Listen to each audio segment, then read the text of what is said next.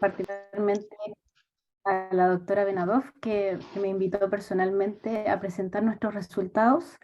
La verdad es que este es un trabajo que viene desde hace hartos años, que empezó inicialmente con una colaboración con la doctora Porte de la clínica alemana y que actualmente se ha expandido, y contamos también con la colaboración del Hospital Dr. Roberto del Río, donde conocí a Donna y a Mirta, que han sido aportes súper significativos en nuestra investigación. Hoy día les voy a hablar básicamente del trabajo que hemos estado haciendo en términos de epidemiología genómica y los análisis comparativos que hemos podido realizar entre los dos grupos de cepas, tanto de la clínica alemana como del Hospital Dr. Roberto del Río, en términos de resistencia antimicrobiana, el potencial patogénico de las cepas y también las características filogenéticas de las cepas que hemos estado trabajando. En términos globales y como para contextualizar, y yo creo que ustedes saben mucho mejor que yo quién es Campylobacter, esta es una bacteria gram negativo que pertenece a las Epsilon protobacterias. Su forma es muy característica, es una espiral como vemos acá en la foto, y normalmente está acompañada de un flagelo en uno de sus polos, pero no es raro también ver algunas que tienen flagelo en sus dos polos. Es una bacteria microaerofílica, lo que es importante de considerar al momento de poder cultivarla en el laboratorio. Y además, una característica importante, sobre todo para la patogenicidad del microorganismo, es que es una bacteria que es intracelular facultativa. O sea, vale decir, es capaz de sobrevivir tanto dentro como fuera de la célula eucarionte. Y Campylobacter jejuni y Campylobacter coli son las especies más frecuentemente causantes de un cuadro de campylobacteriosis, lo que no quiere decir que no hayan otras especies que se hayan reconocido en el último tiempo, pero nos vamos a centrar en estas dos porque efectivamente es lo que se ve con mayor frecuencia.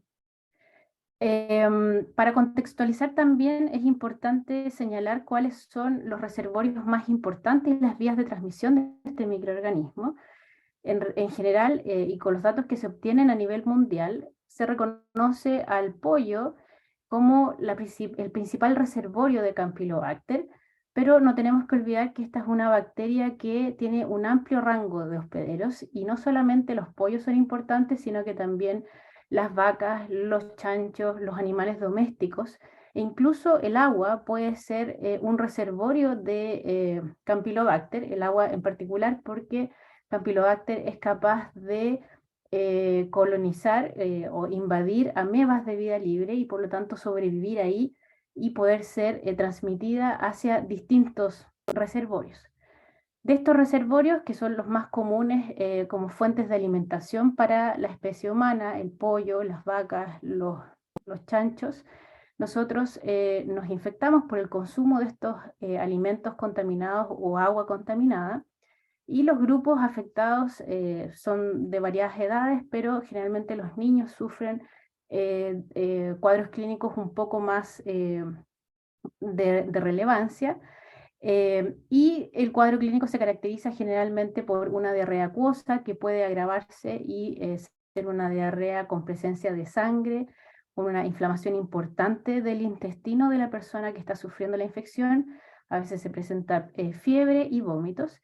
Y en el peor de los casos se ha descrito que hay ciertos cuadros que son consecuencias de la infección con Campylobacter. El más reconocido es el síndrome de Guillain-Barré, pero hay otros tantos que también son cuadros inflamatorios que están asociados a la capacidad de este microorganismo básicamente de evadir la respuesta inmune.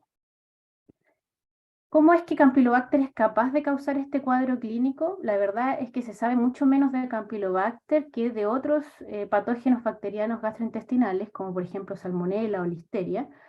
Pero lo que sí se sabe es que es una bacteria que es capaz de sensar ciertas señales en el intestino para reconocer el sitio blanco, ¿no es cierto?, o el tejido blanco, y una vez ahí la bacteria es capaz de secretar varias proteínas que le van a permitir, como se ve acá en la figura, inducir su propia internalización. O sea, es capaz de afectar las vías de señalización de las células, hacer un rearreglo del citoesqueleto e inducir que sea endocitada.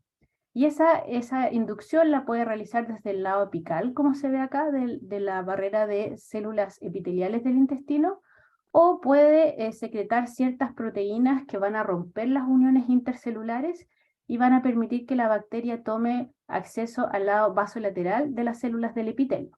Y todo eso va acompañado de una respuesta inflamatoria súper importante. Hay reclutamiento a la zona de distintas células del sistema inmune, para todo lo cual la bacteria ha desarrollado mecanismos para poder sobrevivir no solamente en el interior del citoplasma celular, sino que también a la respuesta inmune que se monta contra la infección. Lo otro importante de destacar es los factores de virulencia que participan en este mecanismo de patogenicidad que acabo de describir. El flagelo de Campylobacter en esto tiene una importancia súper grande. Primero porque tiene que ver con la motilidad de la bacteria, o sea, es capaz de permitir en el fondo que la bacteria alcance su tejido blanco y también se disemine por el intestino, pero también cumple una función que es sumamente importante, que es la secreción de proteínas. Y la secreción de proteínas la realiza utilizando el flagelo justamente como sistema de secreción tipo 3, que me imagino o alguna vez han oído hablar de los sistemas de secreción de las bacterias.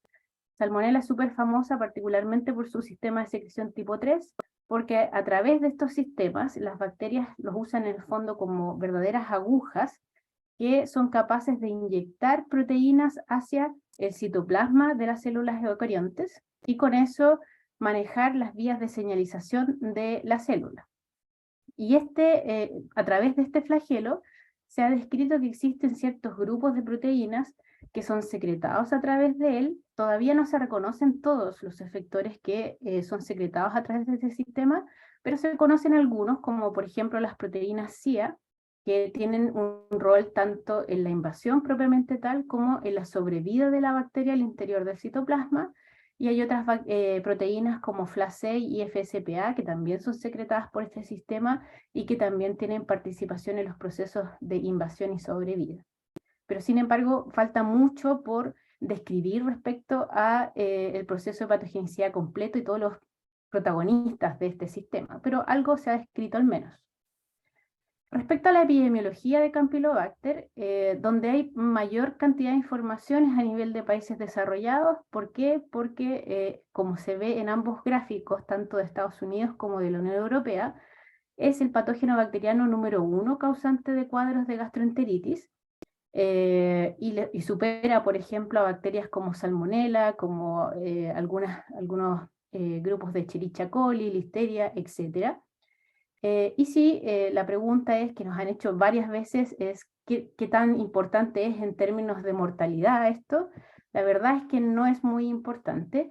Este es un cuadro, un gráfico que salió publicado muy recientemente el año pasado en la revista Lancet, donde se ve que aquí en rojito Campylobacter no causa muchas muertes, y por lo tanto no es ahí donde radica la importancia en términos de, epidemiológicos para detectar los casos de campylobacteriosis, sino que más bien tiene que ver con las pérdidas de productividad, primero, que se manifiestan en los pacientes que están afectados con el cuadro, y también en los costos asociados a la atención de salud en aquellos pacientes que requieren atención. No lo mencioné recién, pero ustedes lo deben saber mucho mejor que yo.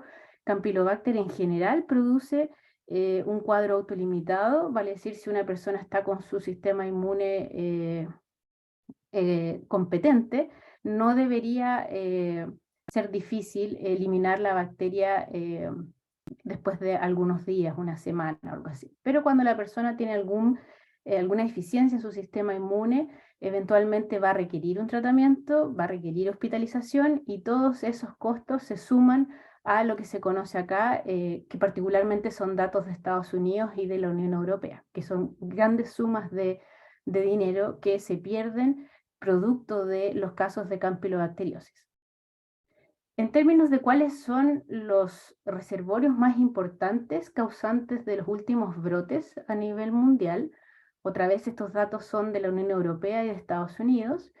En general, como les mencioné recién, se sabe que el pollo es la fuente más común, el reservorio más común, y eso se replica en la Unión Europea, en los países de la Unión Europea, donde la carne de pollo y sus subproductos han sido responsables de la gran mayoría de los últimos brotes que ellos han vivido, seguidos por los productos lácteos. Pero en Estados Unidos el panorama es distinto y al revés de Europa, acá los productos lácteos son los que han causado la mayor cantidad de brotes donde hay reconocimiento en el fondo de la fuente de origen, seguido por los pollos. Sin embargo, igual hay un número importante de casos en que no se ha logrado identificar la fuente de origen de los brotes. La pregunta ahora es, ¿cuál es la situación en Chile? Y la verdad es que hay poca información, básicamente por el método diagnóstico que se utiliza en la mayoría de los centros de salud, que consiste en la tinción de Hacker. Otra vez ustedes, yo creo que me dan clases a mí respecto a esta forma de diagnosticar, pero sabemos que es una técnica que produce altos casos de falsos negativos, producto de que se requiere un ojo bastante entrenado para poder diagnosticar a la bacteria. O sea, esta es una muestra de deposición donde se tiñe directamente y obviamente van a ver hartas bacterias pertenecientes a la microbiota, además de Campylobacter. Por lo tanto, es difícil, acá se ve la flechita, se indica un Campylobacter y es súper difícil de poder diagnosticar. Al menos a mí cuando me lo presentaron me costó bastante encontrarlo. Sin embargo, hay ciertos centros de salud que han montado el cultivo microbiológico como parte de sus rutinas normales y eso ha permitido que el ISP haya hecho un reporte, el reporte del 2014, en donde uno puede ver los números respecto a las cepas confirmadas de Campylobacter en un periodo de 8 años. Y como se ve acá, los números son bastante bajos y de hecho cuando uno dice, bueno, yo voy a estudiar Campylobacter, la pregunta siempre es, bueno, ¿y a qué le importa si es que la cantidad de cepas es tan bajita que las cepas que se identifican en Chile?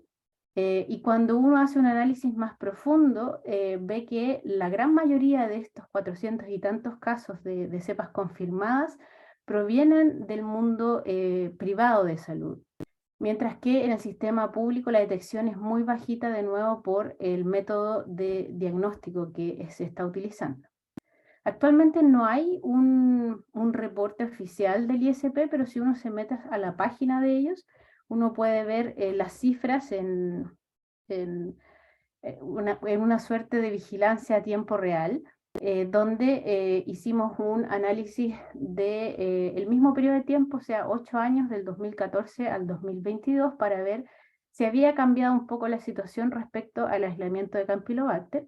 Y como se ve acá, claramente los números han aumentado en forma considerable desde el primer periodo de estudio al siguiente, pero sin embargo aún siguen siendo subestimados los casos de campylobacteriosis, básicamente porque, por ejemplo, si vemos el 2021, es el 55% de los 209, de las 209 cepas confirmadas por el ISP corresponden a las cepas aisladas en la clínica alemana y en el Hospital Roberto del Río. Y son solo 2 centros de salud, y por lo tanto uno ya logra ver que efectivamente existe un subdiagnóstico importante respecto a los números reales de aislamiento o de presencia de Campylobacter a nivel nacional. Y sobre todo también porque hay algunos centros asistenciales que también están cambiando sus formas de diagnóstico y están utilizando tecnologías muy nuevas, como por ejemplo el FilmArray, que detecta un panel de microorganismos que son causantes de gastroenteritis de forma muy rápida, bastante barata, y bueno, barata entre comillas, porque la verdad que no es muy fácil de montar, pero es rápido, eso es lo más importante, y estos casos que son positivos para Campylobacter no se reportan al ISP y por lo tanto no están contribuyendo a este número que observamos acá. Así que el subdiagnóstico en general es bastante importante en Chile y el desconocimiento es súper amplio. Y es por eso que nosotros decidimos meternos en este mundo a investigar. Partimos pensando en lo que normalmente hacemos, que es la interacción patógeno-hospedero, las vías moleculares de señalización, etcétera.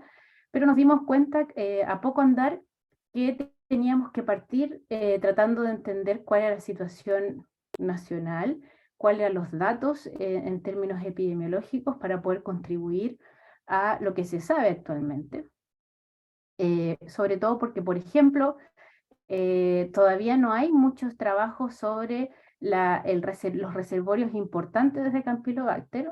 Ahora se sabe que los pollos tienen importancia y gracias al laboratorio del doctor Collado en Valdivia, también tenemos algunos datos que identifican a los bovinos como reservorios de diversas campylobacterias. Pero para contribuir a esto, nosotros empezamos este trabajo hace por lo menos 7 años, en donde comenzamos a colaborar con la clínica alemana, que ya tienen montado todo este sistema de cultivo de Campylobacter. Y hace poco, hace un par de años, nos ganamos un proyecto y comenzamos a trabajar con el Hospital Dr. Roberto del Río, donde incorporamos el cultivo de Campylobacter a los coprocultivos regulares del hospital.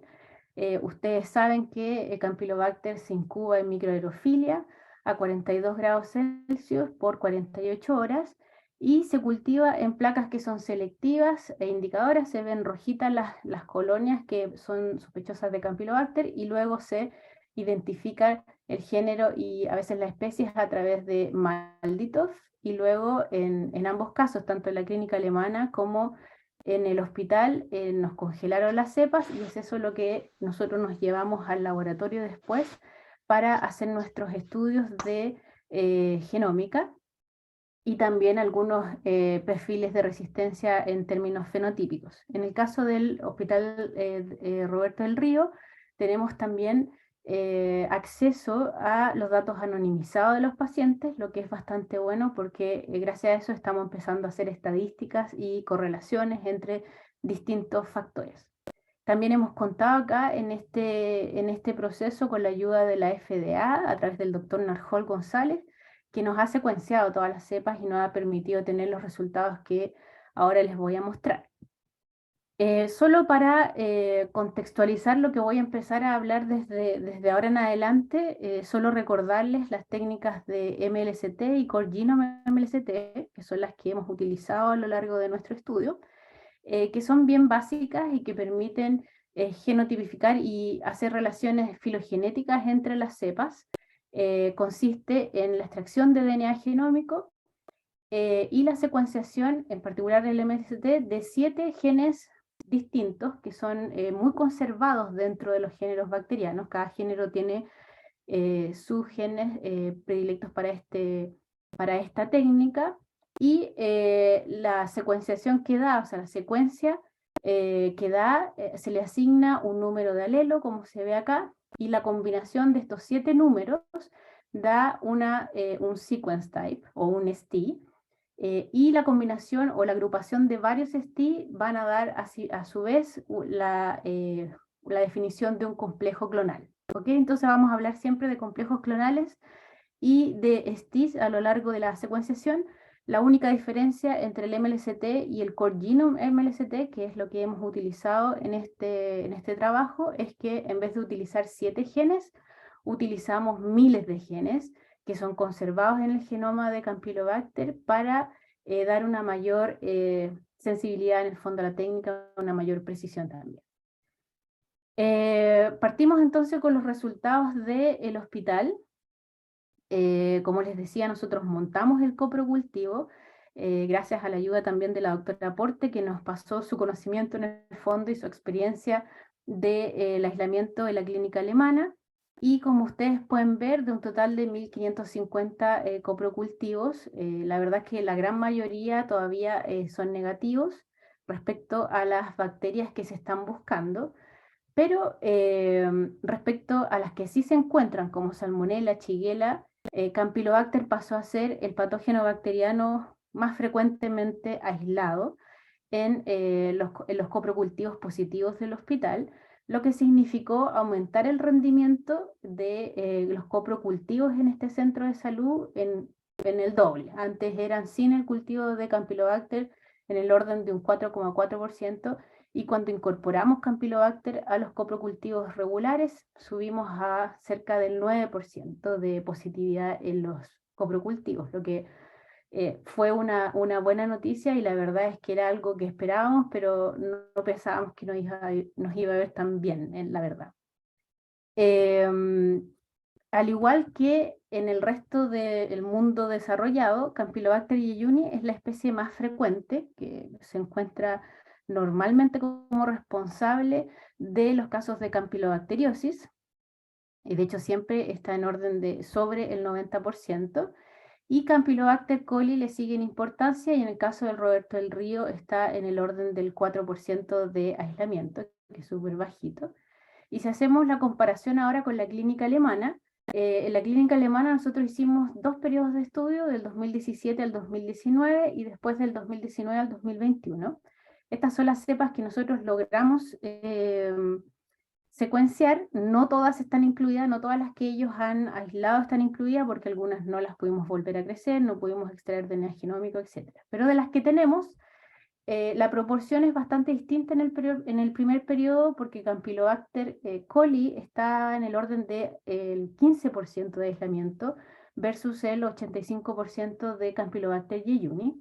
Pero en el segundo periodo de estudio este porcentaje bajó considerablemente y está ahora en el orden del 2%. Y buscando explicaciones en la literatura, podría ser que, bueno, este segundo periodo de estudio está en plena pandemia, y por lo tanto el comportamiento y los hábitos de la gente cambiaron significativamente. Y hay varios reportes a nivel mundial que dan cuenta de la presencia de Campylobacter coli eh, más frecuentemente en los ambientes rurales, y en cambio Campylobacter jejuni es más frecuente en los ambientes urbanos. Y como en pandemia hubo una menor movilidad de las personas desde el campo a la ciudad y viceversa, de la ciudad al campo, eventualmente esta puede ser la razón del por qué estas diferencias en los porcentajes de Campylobacter coli de un periodo a otro. Pero eso tendríamos que confirmarlo ahora siguiendo el muestreo, ahora que estamos volviendo a la normalidad. Ahora, ¿qué nos indica la presencia de determinados complejos clonales y STIS? Lo primero es que nos ayuda a determinar los brotes de campylobacteriosis. Somos capaces de identificar que todas las cepas aisladas de pacientes que presentan un cuadro en un periodo de tiempo determinado tienen secuencias genéticas muy parecidas, que los hacen clones.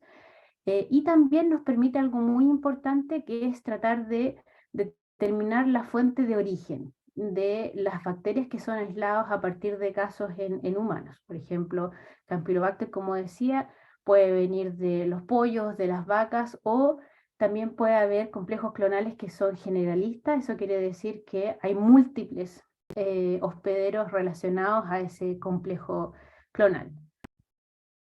En este sentido, y de nuevo respecto al Hospital Roberto del Río, como decíamos recién, Campylobacter jejuni es la más aislada, pero también es genéticamente muy diversa. Si ustedes se dan cuenta acá, hay muchos complejos clonales, son 17 complejos clonales distintos que encontramos haciendo la filogenia de este grupo de cepas, y estos 17 complejos clonales incluyen 43 STIs distintos. Entonces, eso da cuenta de mucha variabilidad genética, lo que no es raro, no es particular de Chile, sino que es algo que se ve en la mayoría de los países del mundo que reportan este tipo de estudios. Es súper normal, así como también esto que se ve en verde son las cepas de Campylobacter coli, recuerden que eran poquitas. Campylobacter coli, al revés de Campylobacter jejuni, es genéticamente menos diversa. De hecho, hay aquí un solo complejo clonal que incluye 2 STIs. y eso es algo que se repite si es que uno aumenta el N de cepas a analizar. Dentro de los complejos clonales, decía, hay STIs, y por ejemplo, el complejo clonal 21, que me devuelvo acá, el 21 es este verdecito que se ve acá, y el 353 es este rosadito que vemos acá. Esos dos complejos clonales, que son los más frecuentemente encontrados en el Hospital Roberto del Río, son los que tienen el mayor número de STIs, y eso los hace entonces complejos clonales más diversos genéticamente. Y en cambio hay otros complejos clonales que también son bastante importantes en términos del número de cepas que nosotros identificamos en estos complejos clonales, pero al revés de los dos primeros, son genéticamente menos diversos y más clonales, y solamente se encuentra un STI en cada uno de estos complejos clonales. Eso no quiere decir que sea la misma situación en todo el mundo. Por ejemplo, el complejo clonal 48 en otras partes del mundo tiene muchos STIs, pero en particular en el Roberto del Río, cuando identificamos este complejo clonal, solamente encontramos un único STI, que es el STI 475.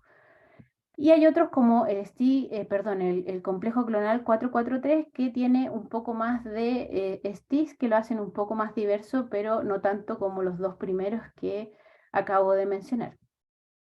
Ahora, cuando hacemos la relación del muestreo, o sea, si hacemos la línea temporal del muestreo de Campylobacter, no lo mencioné en la diapositiva anterior, pero en el Roberto del Río lo que hicimos fue un muestreo desde julio del 2021 a julio del 2022.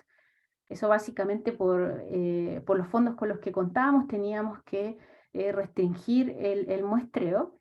Y vemos que hay aislamiento de Campylobacter a lo largo de todo el año, y solamente en noviembre hay un pequeño pic, lo que es distinto a lo que se describe a nivel mundial y también en la clínica alemana, donde han tenido la posibilidad de hacer un análisis mucho más profundo, porque lleva muchos más años aislando Campylobacter. Y este es un trabajo que la doctora Porte publicó este año, y aquí sí se ve la misma tendencia que se ve en otras partes del mundo, donde hay un pic en el periodo estival y también en el periodo de vacaciones de invierno. En julio, agosto también se ve otro pic.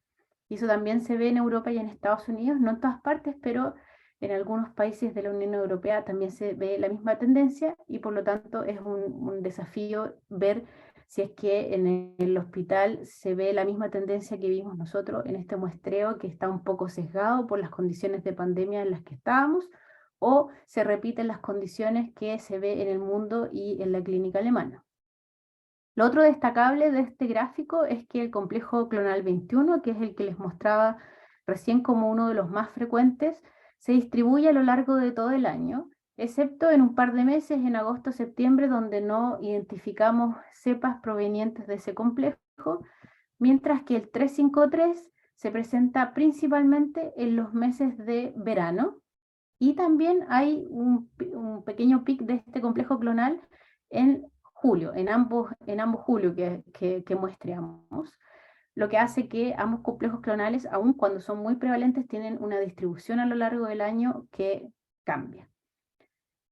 Si hacemos una comparación ahora entre lo que encontramos en la clínica alemana y lo que se ve en el Roberto del Río, hay ciertos complejos clonales que son comunes para ambos centros de salud, por ejemplo el 21, el 353, el 52, el 48, son importantes en ambos casos, pero hay ciertas diferencias en otros complejos clonales, como por ejemplo el 22, que está aquí en rojito en la tabla y en verde acá en el gráfico, que es un complejo clonal que es más importante en la clínica alemana, mientras que el complejo clonal 45 y el 443 son más importantes en el Roberto del Río. ¿Y por qué eso es importante? Porque me está hablando eventualmente de la fuente de origen, como les decía en la diapositiva anterior. Como no tenemos información de lo que está pasando en animales, tenemos que empezar a tratar de predecir con la información que tenemos de dónde eventualmente estas cepas pueden provenir. Y efectivamente nos da algo de información, no total, pero algo, Porque, por ejemplo, a nivel mundial sabemos que el CC353, el 443 y el 52 son complejos clonales que están muy ligados a la fuente de origen que es el pollo. Y entonces sabemos que entonces la mayoría de las cepas que provienen de CCC, muy probablemente, no podemos confirmarlo 100%, pero muy probablemente provinieron del consumo de pollo contaminado. En cambio, el CC22, que decíamos que era propio de la clínica alemana, es propio muy específico de bovinos, de productos lácteos. Y eso ya nos habla de una diferencia eventualmente en los hábitos de consumo de ambas poblaciones que están siendo atendidas en uno u otro centro de salud.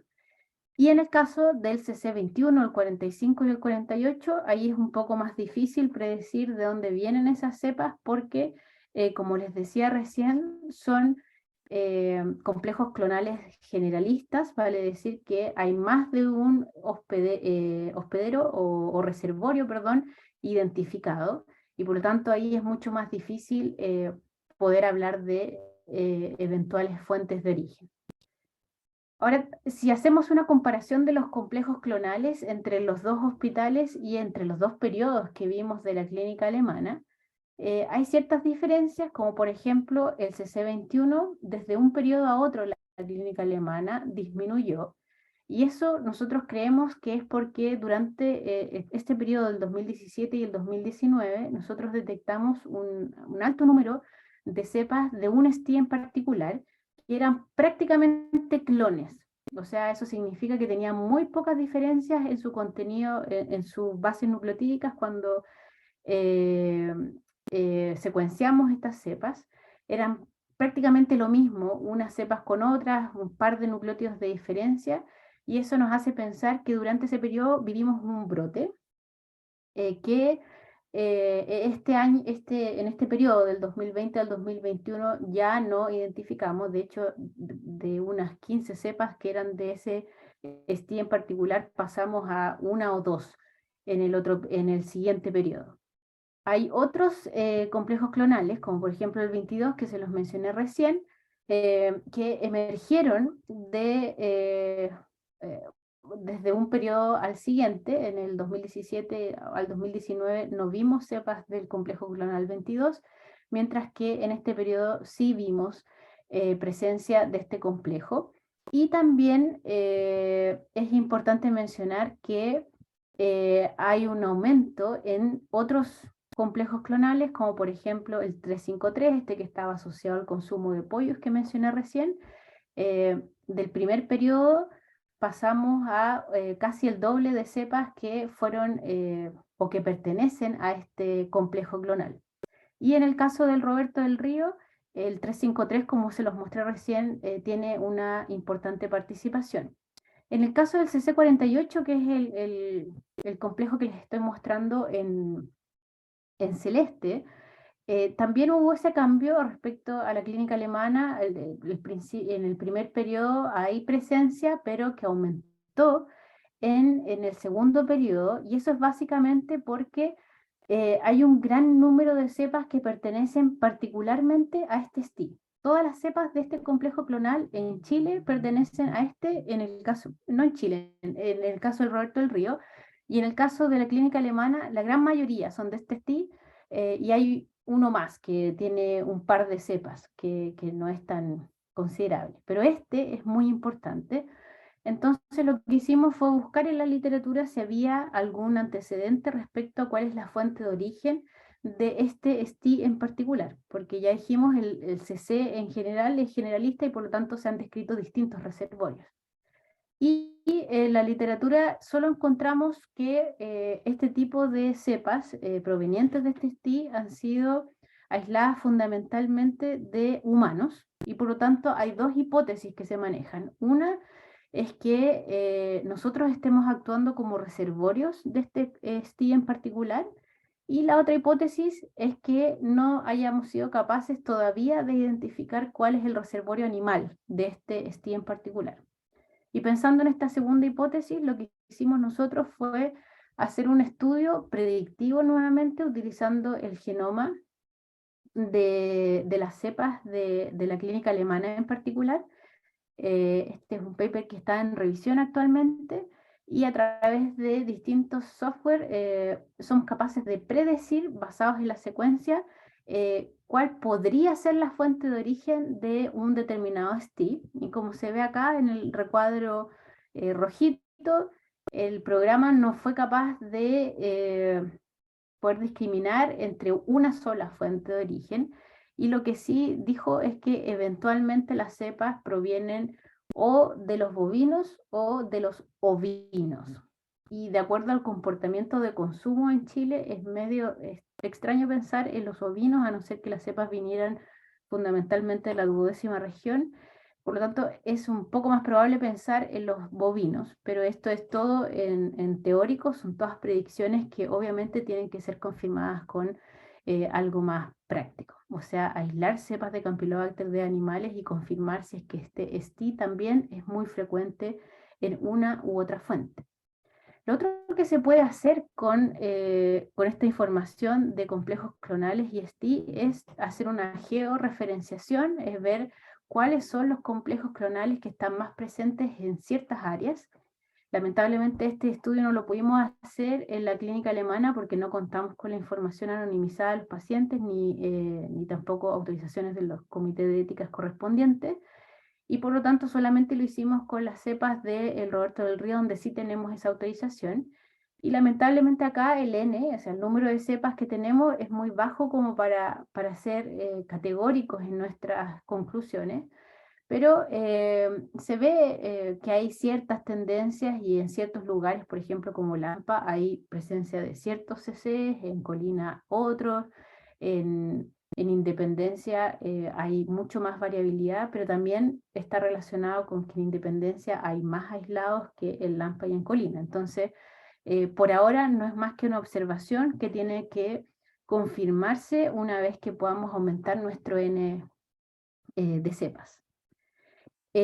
También está los análisis de resistencia antimicrobiana, que lo hacemos a nivel de los genomas, o sea, buscamos la presencia de ciertos determinantes. Hicimos un panel bastante grande, pero aquí solamente les presento los 3 grupos más importantes por ser utilizados en la clínica, como el grupo de los macrólidos, las fluoroquinolonas y las tetraciclinas. Este es el árbol del último periodo de la alemana, y a la derecha vemos el árbol de las cepas del Roberto del Río. Y como ustedes pueden ver acá, el CC21, que es uno de los más comunes, y el CC353, que es el siguiente más común, son los que agrupan la mayor cantidad de cepas con resistencias a fluoroquinolonas y a tetraciclinas. Y lo importante acá también es que no detectamos presencia de resistencia al grupo de los macrólidos, y eso es una buena noticia porque es el antimicrobiano de elección en estos momentos para casos complicados de campylobacteriosis. Y en el caso del Roberto del Río se ve exactamente la misma tendencia. El CC21 y el 353 son los que tienen la mayor cantidad de cepas resistentes tanto para tetraciclinas como para fluoroquinolonas.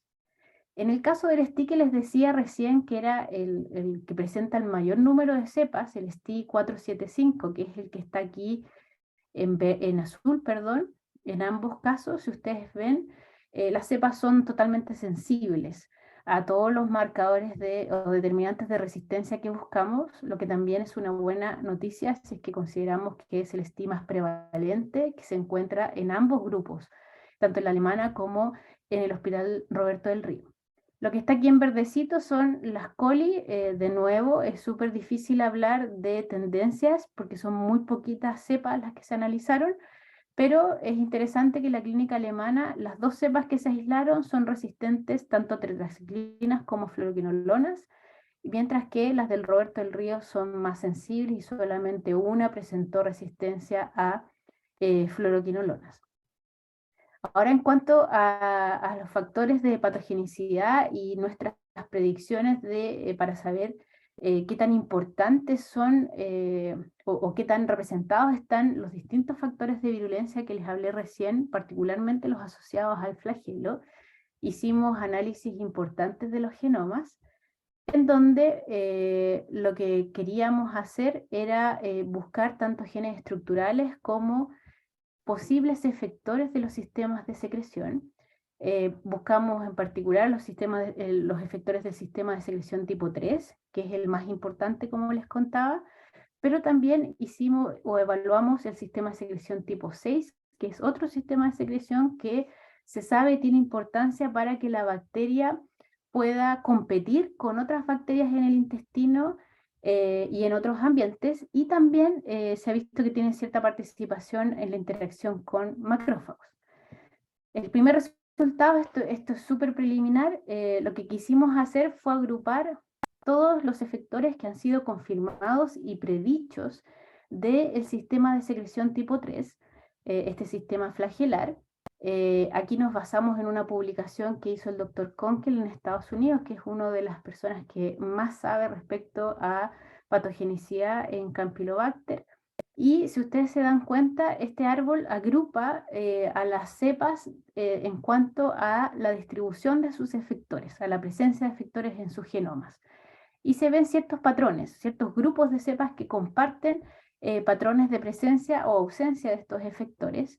Y basados en eso hicimos distintos grupos, en este caso del 1 al 9, que incluye también cepas tipos que son controles para nosotros.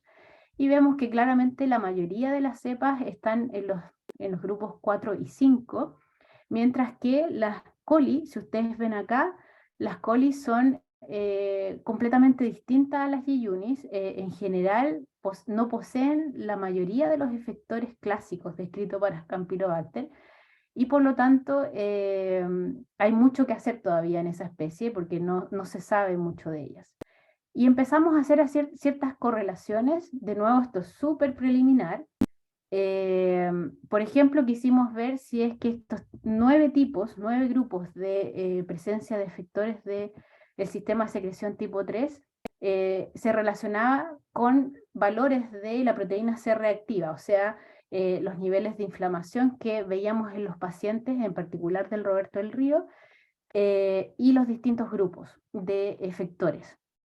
Y como ustedes pueden ver acá, de nuevo, esto no es muy significativo porque el N es muy bajito y no nos deja hacer una estadística como querríamos, pero vemos que en el grupo 9, que era acá donde nosotros veíamos la mayor cantidad de las cepas de Campylobacter coli, vemos que los niveles de proteína C reactiva son más bajos. Y eso eventualmente nos abre la pregunta de si Campylobacter coli es efectivamente menos virulenta. O sea, a pesar de que llegue al hospedero humano, cause un cuadro de campylobacteriosis, tal vez el cuadro que gatilla esta especie es menos relevante y menos importante en términos clínicos que lo que se ve en Campylobacter jejuni, que son los dos grupos que se ven acá, el 4 y el 5, que presentan un mucho mayor número de cepas. En el caso del sistema de secreción tipo 6 hicimos exactamente lo mismo.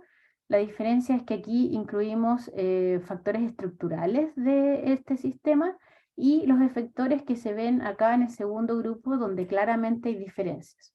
O sea, a pesar de que la bacteria tiene el sistema, tiene la aguja para poder secretar estos efectores, no en todas las cepas está el mismo tipo y número de efectores.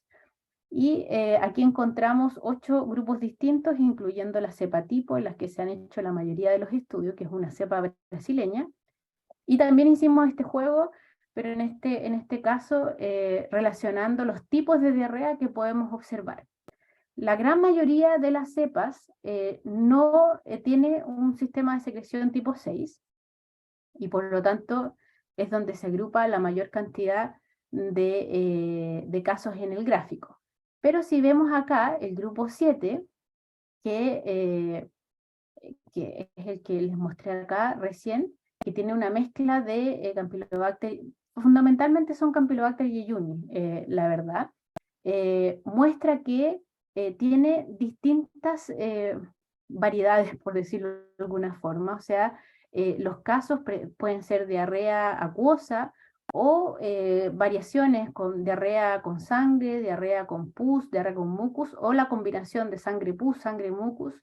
eh, que es bastante importante y que nos prende una luz al menos de advertencia para ver qué pasa en el futuro con esas cepas, para estudiarlas en el laboratorio y ver cuáles son los efectores que están presentes en ese grupo de cepas y ver si es que efectivamente su presencia hace que hayan cuadros más severos de la enfermedad.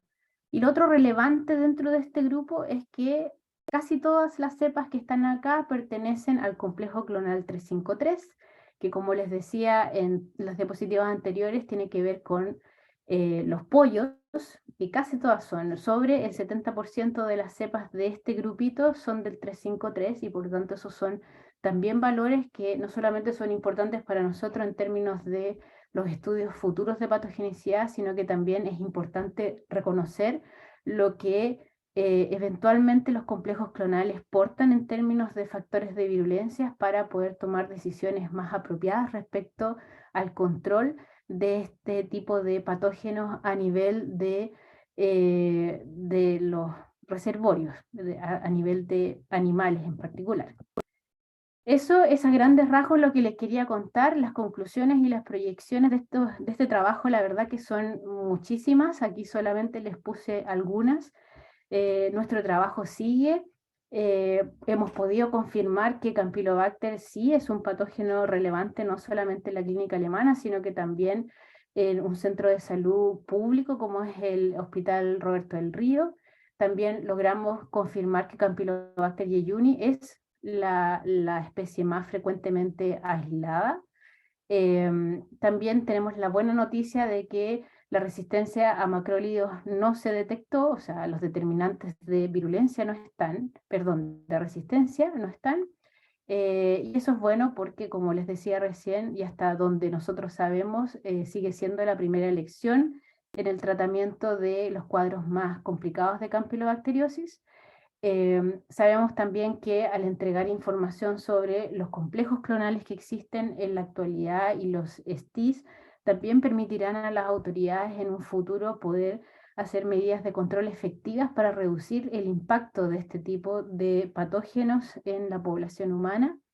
Y para nosotros, que es el trabajo que se nos viene, es que la identificación de estos factores de virulencia y la asociación que podemos hacer con los casos más severos de la enfermedad nos va a permitir poder entender de mejor manera las estrategias que utiliza este microorganismo para producir la enfermedad.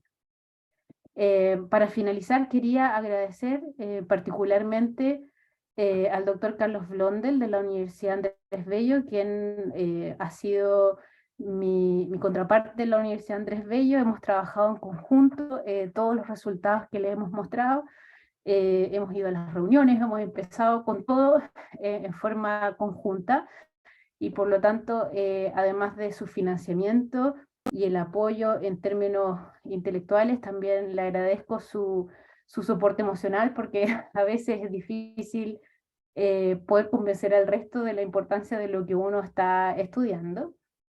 También agradecer a la doctora Benadoff y a la doctora Porte, porque ambas nos abrieron las puertas de sus respectivos centros de salud, nos dieron las cepas y nos han permitido hacer este estudio. También agradezco al doctor Katz de la Universidad de Chile, que nos ha permitido también hacer y nos ha ayudado en los análisis de los genomas. La doctora Mirta Acuña, también del Hospital Roberto del Río, que ha sido un súper aporte en los análisis que estamos haciendo actualmente. Y al doctor Narjol González y a Christopher Grimm, ambos de la FDA, quienes nos han ayudado en la secuenciación de todas estas cepas que hemos ido aislando en el último tiempo. Eh, y también nos han aportado mucho, por supuesto, en el análisis de ellas.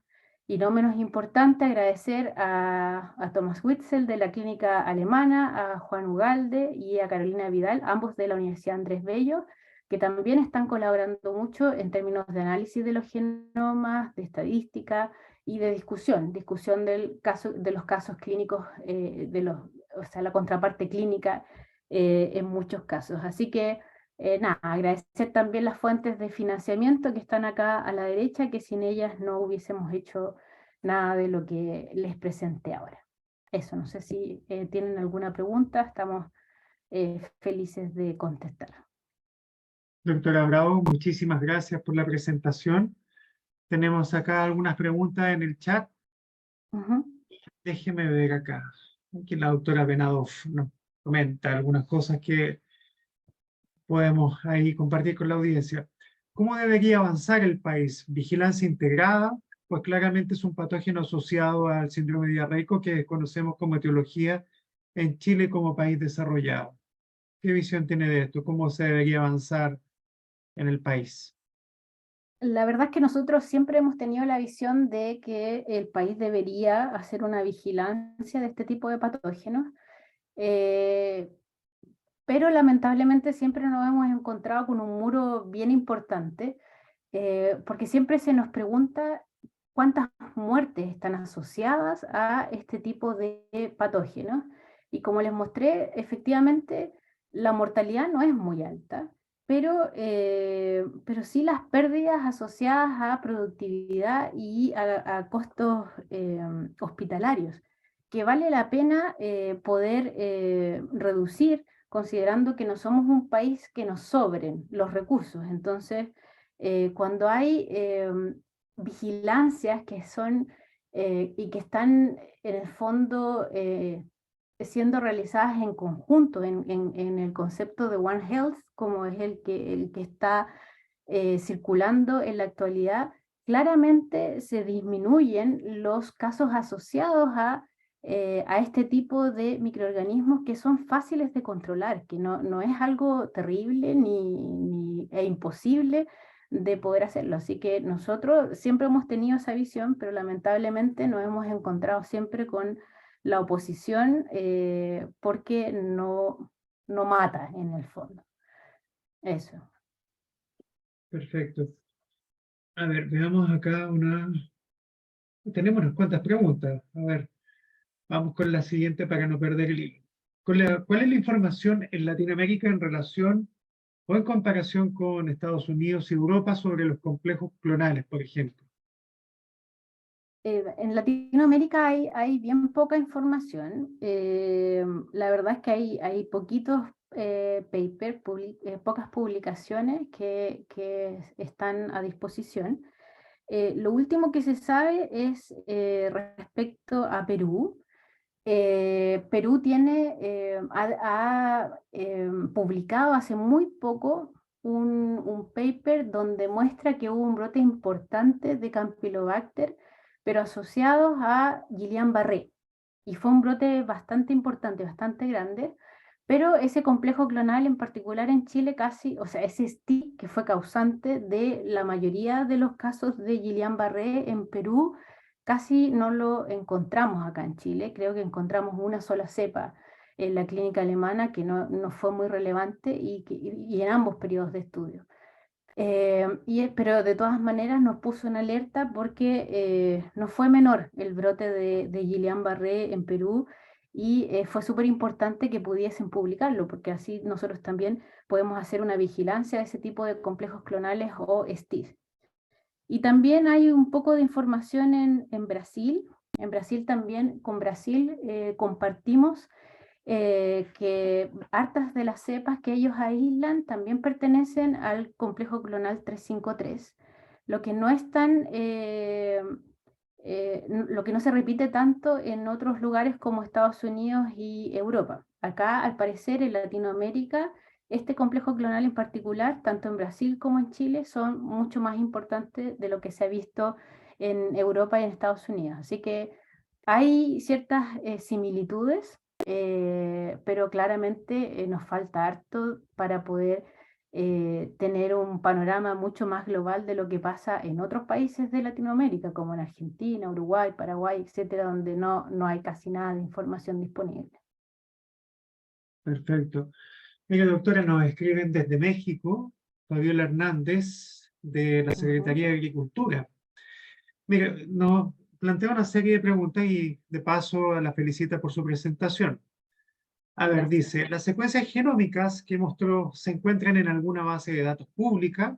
La siguiente pregunta es, ¿tienen bases de datos, perdón, tienen datos de aislados de cerdos? Y 3, en su país se tiene programado realizar la vigilancia de la RAM en este microorganismo de manera sistemática en la cadena alimentaria. Todas nuestras publicaciones sí están, todas las secuencias disponibles en base de datos. La primera publicación que sacamos, que es con la clínica alemana, está disponible no solamente en las bases de datos del NSBI, sino que también en el PubMLST. Ahí se pueden ver todos los STI, los complejos clonales que hemos encontrado. Ahora estamos con una segunda publicación, que es el segundo periodo de análisis con la clínica alemana, y esto está, ojalá, pronto a publicarse, y ahí también van a estar disponibles todas las secuencias. De hecho ya están disponibles todas las secuencias en las bases de datos públicas. Y en el caso de las cepas del Roberto del Río es algo que estamos haciendo ahora, subiéndolas también a las bases de datos para que sean de público conocimiento. En términos de las vigilancias, la verdad es que en Chile o sea, a nivel de animales, se sabe cuáles son los porcentajes de Campylobacter, principalmente en las carnes que son exportadas, porque son requerimientos que hace la Unión Europea y Estados Unidos. Particularmente Estados Unidos está pidiendo números de Campylobacter, pero nosotros no hemos tenido acceso a esos datos, no son de conocimiento público. Y tampoco se sabe cuáles son los porcentajes de aislamiento de Campylobacter a nivel del alimento ya listo para ser consumido, como en el supermercado. Se han hecho esfuerzos, por ejemplo, la Seremi de Salud en algún momento hizo muestreo de Campylobacter en carnes de supermercado y detectó la presencia del patógeno en un porcentaje bastante considerable, pero lamentablemente tuvo que parar el muestreo porque no habían fondos destinados a buscar este patógeno, y porque tampoco está dentro de los programas oficiales de vigilancia, como Listeria, por ejemplo, que sí lo está, Campylobacter no. Entonces, la verdad es que hasta donde nosotros sabemos, no hay planes oficiales de hacer una vigilancia constante de este microorganismo. La verdad que cuando hemos golpeado puertas siempre nos han dicho que no es de interés porque es muy poco lo que se aísla, pero de nuevo tiene que ver con que hay un subdiagnóstico importante del microorganismo, y si es que nosotros hacemos públicos nuestros resultados y les mostramos a la gente que efectivamente existe y que es un tema, eventualmente van a haber nuevos programas asociados a la búsqueda de este enteropatógeno. Muy bien, doctora. Tenemos un par de preguntas más y un comentario también para poder ir cerrando de acuerdo al tiempo que tenemos presupuestado. Tamara Vázquez Roa nos pregunta en qué edad ha sido frecuente o se da la frecuencia de este patógeno, y si esta frecuencia ahí se observa una mayor positividad en el paciente crítico, ambulatorio y de urgencia. También felicitaciones por su exposición, manifiesta Tamara. Muchas gracias. La verdad es que eso es un análisis que recién estamos empezando a hacer, particularmente en el Roberto del Río, porque contamos con la autorización del Comité de Ética. Y en el Hospital Roberto del Río es un hospital pediátrico, y por lo tanto la población que estudiamos ahí es bastante específica. Hasta donde llevamos, porque la verdad es que es bien preliminar, recién estamos trabajando con Carolina en el análisis estadístico de los datos. Al parecer hay muchos casos en los niños menores de 5 años, pero recién estamos viendo qué tan severos son los cuadros en estos pacientes, y si es que hay alguna relación con complejos clonales o con determinados STI, pero todavía no está eso, pero esperamos poder publicarlo prontamente, o sea, este año, ojalá sacar esa publicación para que esté a libre disposición. Perfecto. Y bueno, vamos con un comentario acá de la doctora Porte. Dice, felicitaciones también por la presentación. Y bueno, comenta que sería importante que el Campylobacter estuviera incorporado en el coprocultivo de rutina cubierto por FONASA. Dice que Ujú. comenta que se intentó hace unos años, pero no se logró. El doctor Levicán acaba de publicar un estudio con un nuevo medio de cultivo que no requiere microaerofilia, y eso puede ser un gran aporte para su estudio a menor costo, que es Sí, uno de los temas que usted comentaba ahí durante su presentación. de todas maneras, sí. Muy bien, doctora. Hemos completado las preguntas a través del chat, así que reitero en nombre de la Sociedad Médica del Laboratorio Clínico el agradecimiento por compartir sus conocimientos, su expertise dentro de esta presentación. Excelente, así que esperamos tenerla nuevamente en nuestra reunión científica en alguna oportunidad. Muchas gracias a ustedes por la invitación. Yo de verdad he disfrutado harto estos estudios y la interacción tanto con Donna como con Lorena, porque ha sido muy fructífera y además hemos aprendido un montón. Así que gracias por la invitación y gracias a ambas por darnos la oportunidad de hacer este estudio. Muchísimas